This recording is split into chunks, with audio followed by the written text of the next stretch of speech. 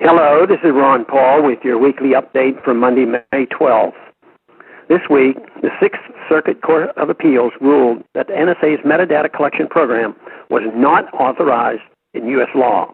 The Patriot Act, under which the program began, was too vague, the court found. But the truth is, the act was intended to be vague so that the government could interpret it in its broadest possible way.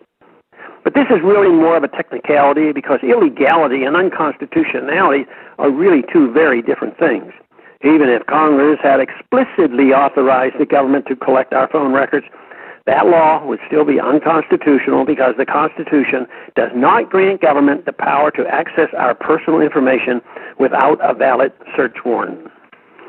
Even though the court found the NSA program illegal, it did not demand that the government stop collecting our information in this manner.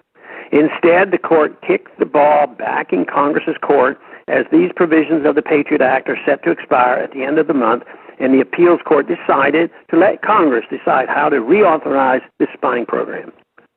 Unfortunately, this is where there is not much to cheer.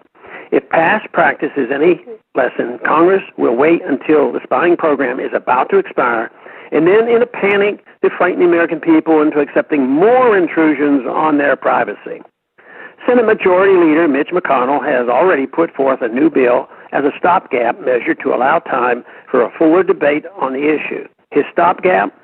A 5-year reauthorization with no changes to the current program. The main reform bill being floated, the Freedom Act, is little better. Pretending to be a step in the right direction, the Freedom Act may actually be worse for our privacy and liberties than the Patriot Act.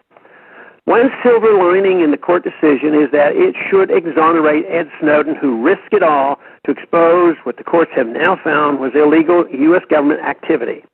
That is the definition of a whistleblower. Shouldn't he be welcomed back home as a hero instead of being threatened with treason charges? We shouldn't hold our breath. This week, Snowden addressed a conference in Melbourne, Australia, informing citizens that the Australian government watches all its citizens all the time.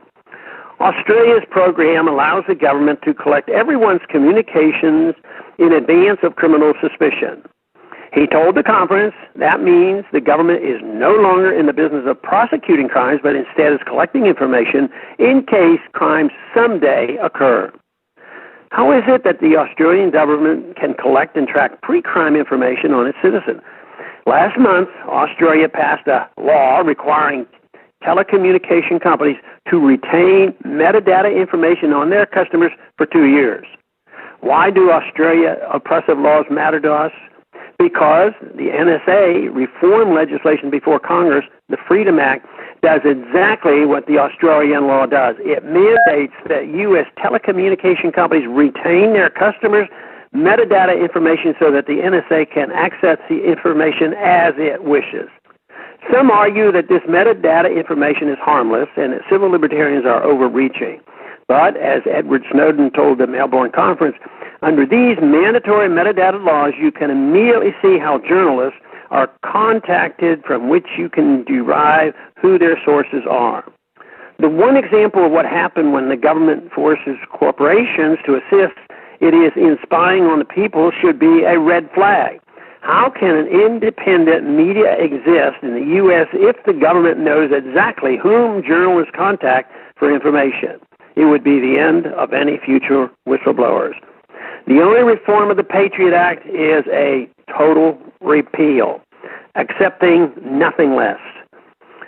Thanks for calling this update. A new update is placed on this number, 888-322-1414, every Sunday.